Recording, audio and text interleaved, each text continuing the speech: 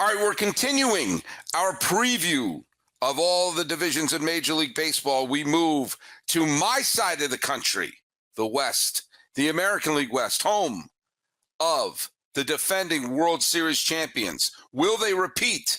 Will a team take over the West? We've got all the hosts of the Locked On podcast for the AL West on this show, our preview for 2023. This is Locked On MLB. You are Locked On MLB, your daily MLB podcast. Part of the Locked On Podcast Network, your team every day. Hello, baseball fans, and welcome to the Locked On MLB 2023 American League West preview. This is the podcast where we're going to be taking a look at the division that features the defending World Series champion and several other teams that are looking to dethrone the king. I am your host. I'm called Sully right there. I am an Emmy-nominated television producer who has been a baseball podcaster for well over a decade, and I've been here about to start the fifth full season here at the Locked On Podcast Network, where it's your team every day. Follow us at Locked On MLB Pods on Twitter and on Instagram, or you can follow me. I'm your pal Sully. I'm at Sully Baseball on Twitter, Sully Baseball Podcast on Instagram. So by now you have an idea of how the preview shows are going. So let's bring in each one of the hosts, and I'd like to do it based upon who I think is going to win the division. So I'm going to start off with Jason Burke of Locked On A's. How you doing, buddy? I knew you were going to go there, and I'd like to say yes, that is correct. The A's have a shot to win this division, obviously. Right. They're going to come from behind. I bought a time machine to 1989. We don't have to buy a time machine to bring in the man who hosts the show. And one of our first pioneers into YouTube, by the way. He is Brett Chauncey, but you know him as H-Town Wheelhouse of Locked On World Series champion. You can't take this one away from us Houston Astros. How are you doing, buddy? Man, I'm doing great. Just got back from Minute Maid Park, sitting on the throne, and it felt good. And we're ready to reign, and we're hoping to go back. We know it's going to be tough, but we have our goal set on keeping that trophy in Houston. Well, I know who's aiming for you right now, and that would be the only franchise to never host a World Series, and they want to change that pretty soon. Colby Patnode of Locked On Mariners, representing the Trident. Somewhere Alvin Davis is proud. Welcome aboard, buddy. Thanks for having me. You know, I'm looking forward to talking about the best player in Major League Baseball, the only player to hit home runs off of both the American League and National League Cy Young Award winner last year. That's right, J.P. Crawford. Let's do this. I know someone who would contest the best player in baseball claim, and that is the host, my neighbor, the host of Locked On Angels. It's the end of the World Baseball Classic, so hopefully there will be meaningful games played for Ohtani and Trout. But John Frisch of Locked On Angels says, hey, this could be our year. This could be our year, especially with the best player in baseball, as Jason and Colby know, David Fletcher, right? Accurate. By the way, I love the hat, bringing back the Doug DeSensei's Mike Witt, yes. Bobby Grich years. Can we bring them back? Can they come play for the Angels this year? And hey, last but certainly not least, the man from Locked On Rangers, all the way deep in the heart of Texas, it's Brice Paterik. How you doing, buddy? Oh, I'm doing all right with the best pitcher in the division and maybe the best rotation and definitely the best manager, I think, in the division. But, other than that, pretty chill, low expectations. Low expectations indeed.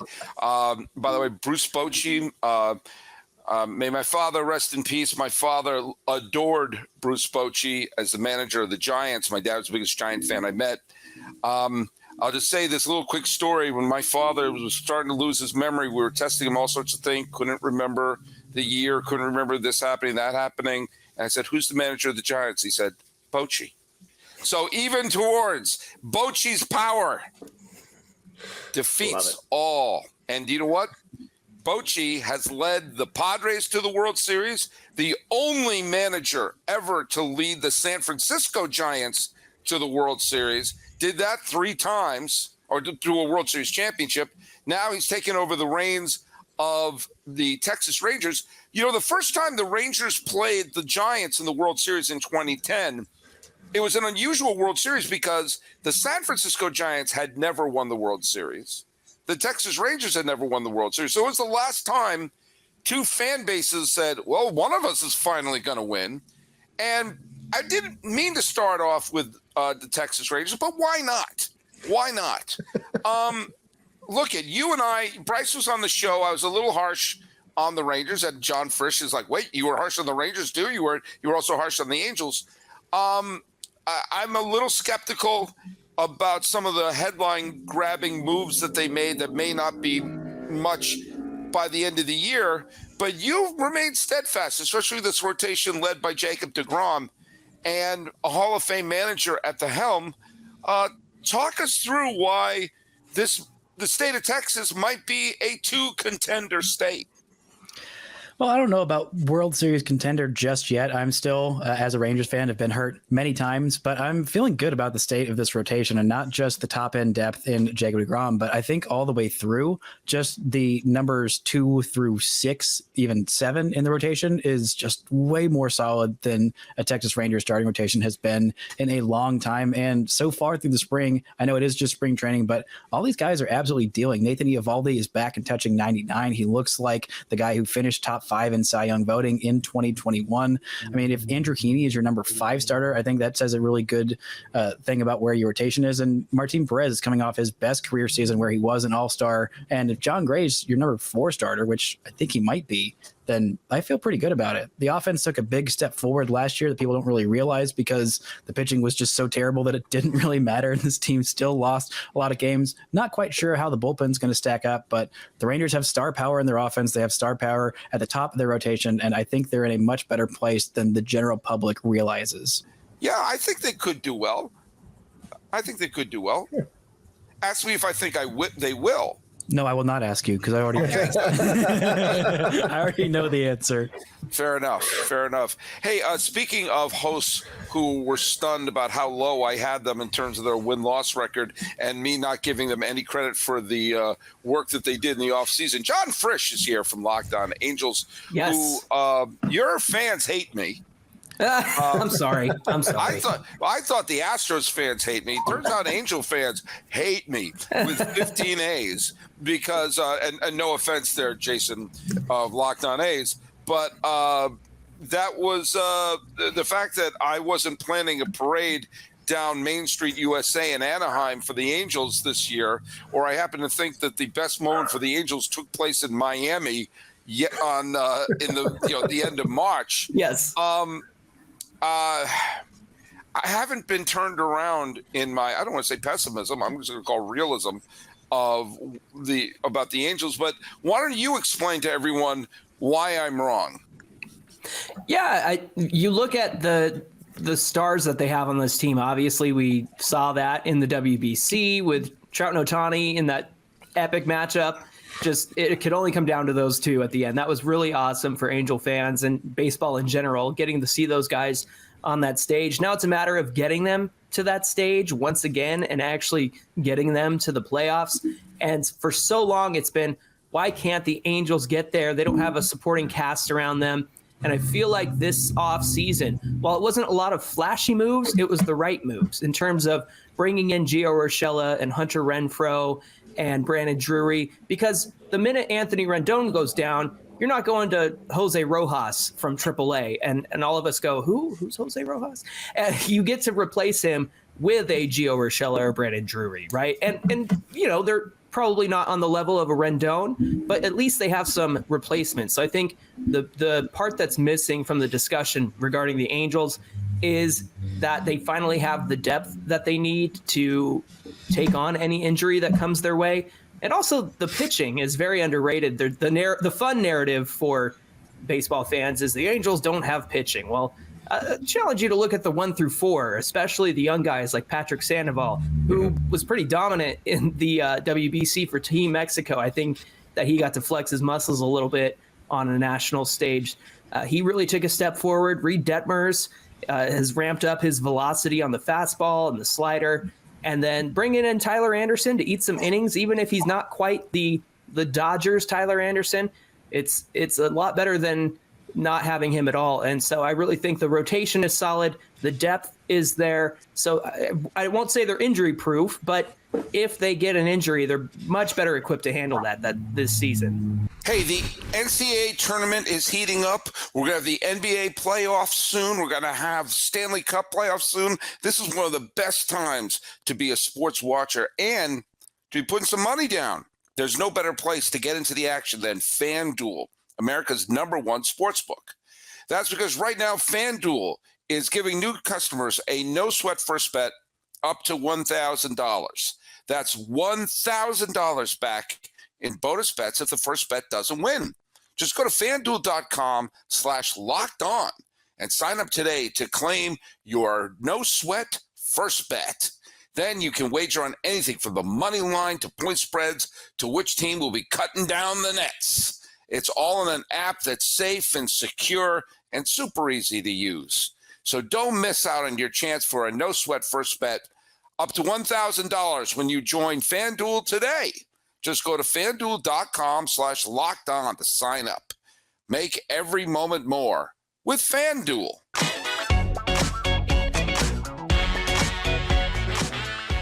For the first time since Ichiro was a rookie, the Seattle Mariners found themselves playing October baseball.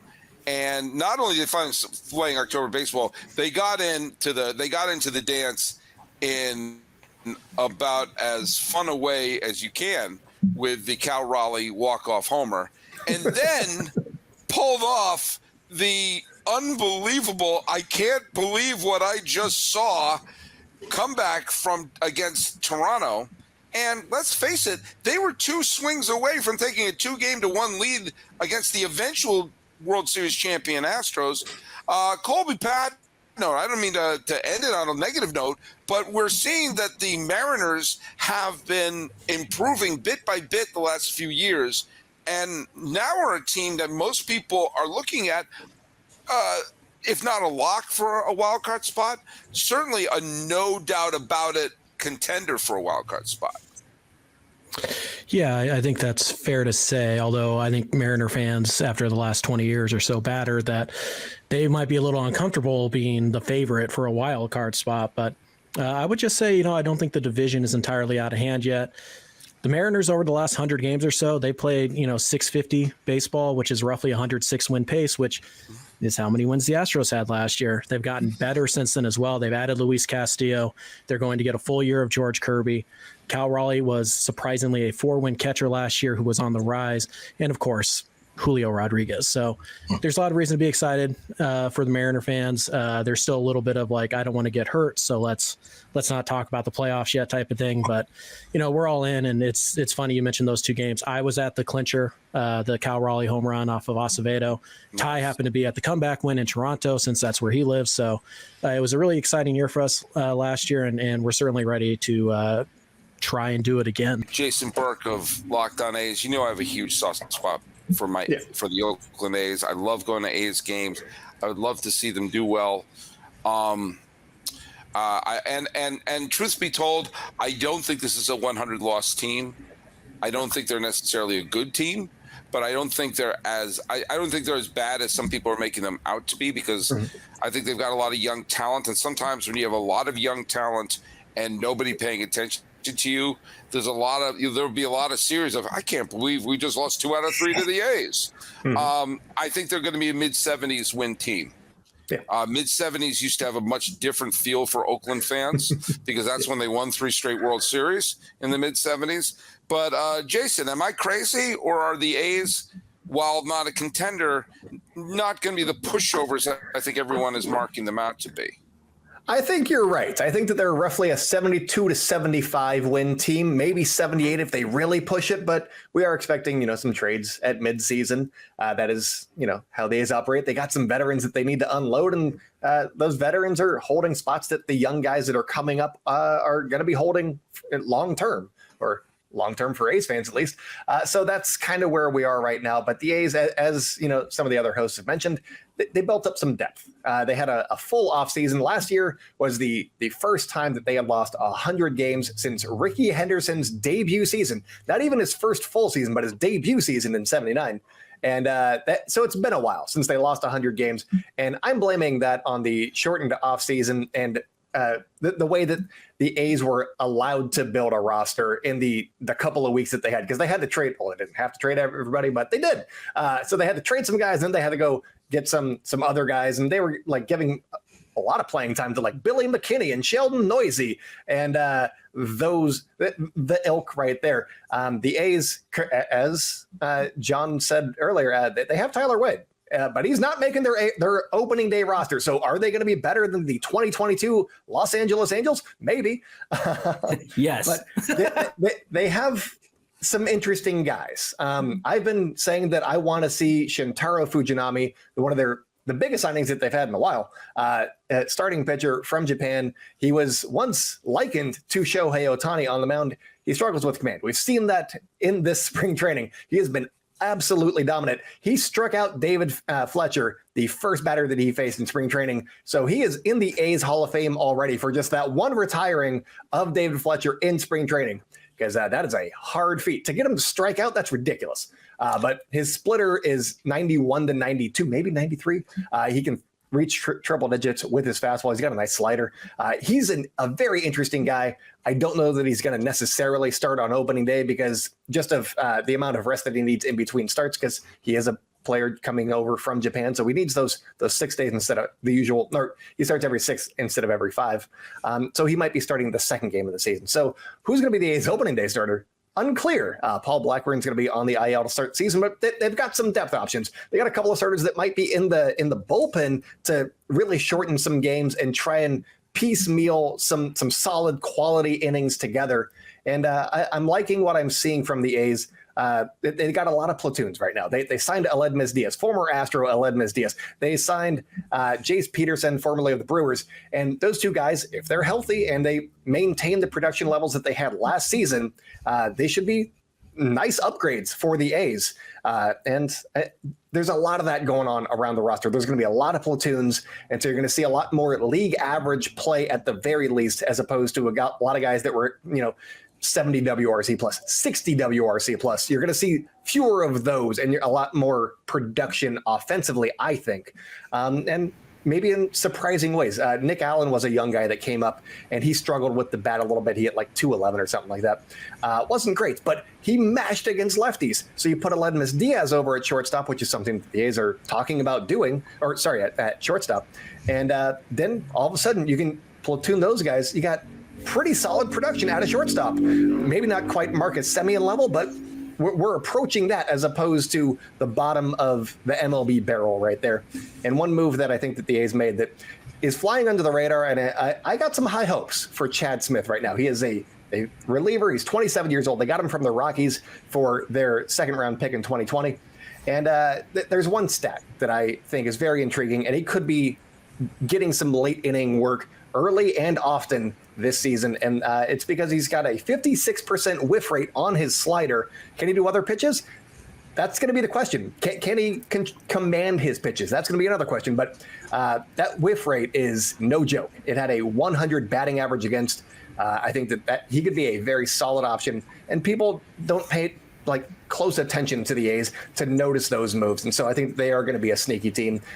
Mid-70s is where I'm taking them. All right, let's take a minute to talk about the Ultimate Baseball GM. My whole life, I've wanted to run my own team, and I used to do it with baseball cards and Stratomatic and video games and fantasy baseball, but nothing is easier, more fun, and more thorough than doing the Ultimate Baseball GM. And I love our new partner and the sponsor of today's episode. My team, they're the Honolulu Waves. And we're off to a rough start right now. I didn't do the best job of putting together my team, but I got players in the minor leagues. You can call them up. Honolulu's going to win this. And that's the deal. You can create your own team, managing your own professional franchise for baseball, and it's a dream come true. All the aspects of running a team, hiring the right coaches, hiring the right staff, managing the team's finances, scouting, drafting players, managing those difficult personalities, And you can navigate your franchise mine's the Honolulu Waves, through free agency and the ups and downs of the season.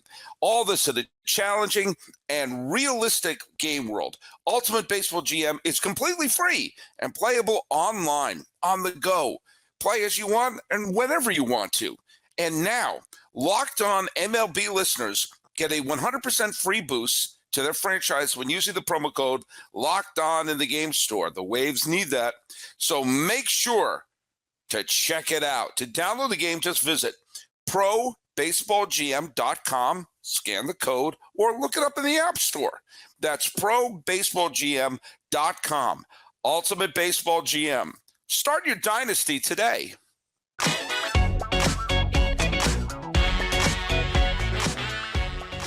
The defending World Series champion, two-time American League back-to-back World Series appearances. Dusty Baker's go to the Hall of Fame. Everyone's crying. Everyone feels happy. I don't know about now that. They got last Jose one. Abreu. Hi, H-Town. How you doing? I'm all right. You know, Everyone here is thrown up in their mouth just a little bit. Look.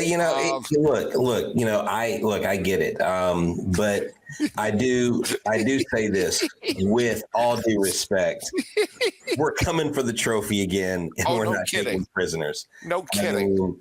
I know, one of the concerns right now, taking off on the tarmac is we have a lot of big injuries that we're dealing with. Lance McCullers, Jose Altuve.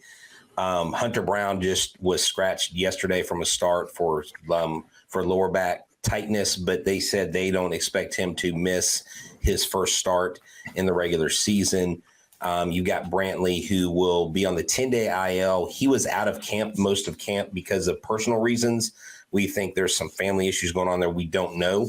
We're hoping everything's okay with his family. Right. But, Sully, I think we may start slow, but it's a long season, and I'm just glad these things are happening now in the beginning of the year and not in June, July, or August. Well, you were on the show, and I said, what team could lose the Cy Young Award winner?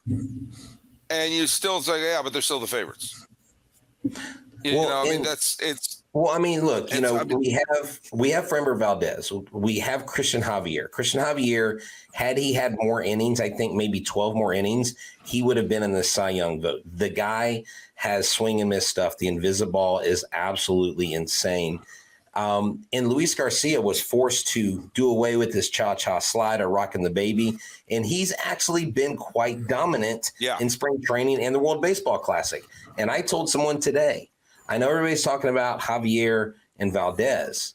Luis Garcia doesn't really have a lot of pressure on him because he's kind of the third or fourth guy, right? He could also have a very good season on the mound. So the Astros have three top guys. Hunter Brown is looking to make a statement. That kid, let me tell you, last year I spoke with him before he went off to the Futures game when he was selected with Yanner Diaz. And I told him congratulations. And he looked at me and he said, I appreciate it. But what I want to do is I want to be at Minute Maid Park on the mound, helping the Houston Astros win a World Series. Well done. And he did. He did. And he had some playoff innings. And I got to tell Dusty that story at FanFest. And Dusty said, well, he is a champ. And so there's a lot of good things going on in Houston. Jose Abreu is here.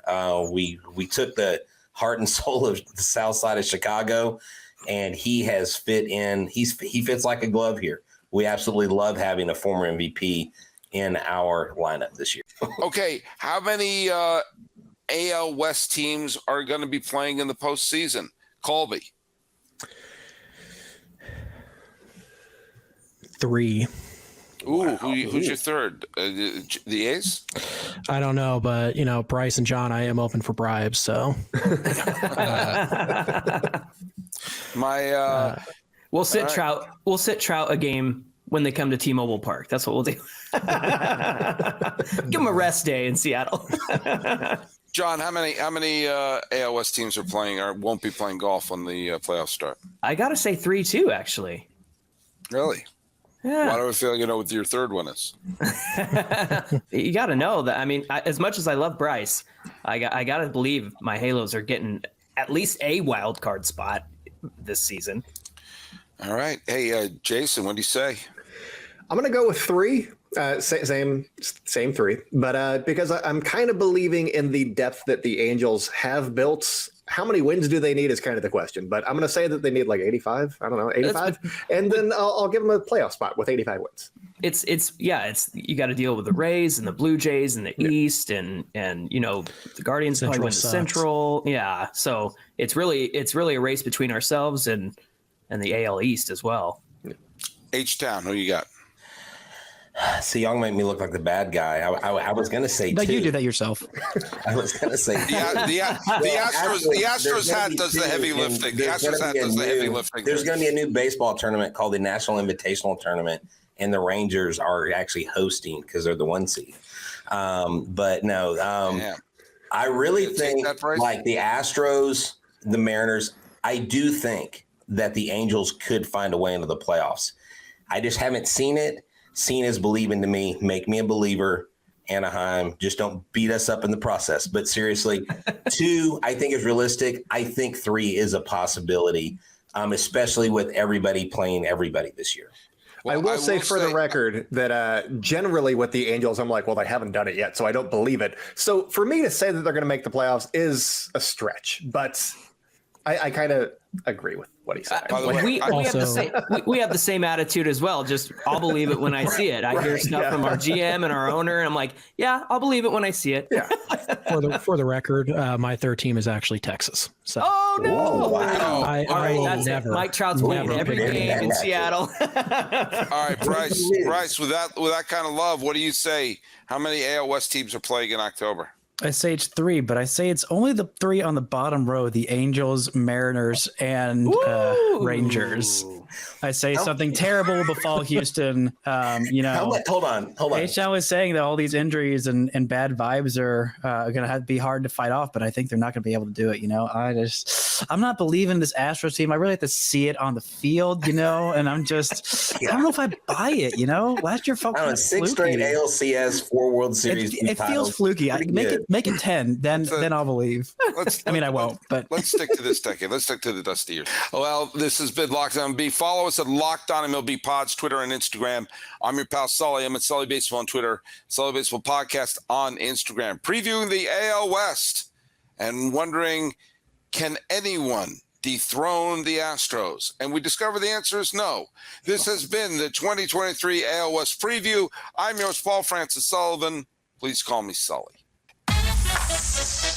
You are Locked On MLB. Your daily MLB podcast. Part of the Locked On Podcast Network. Your team every day.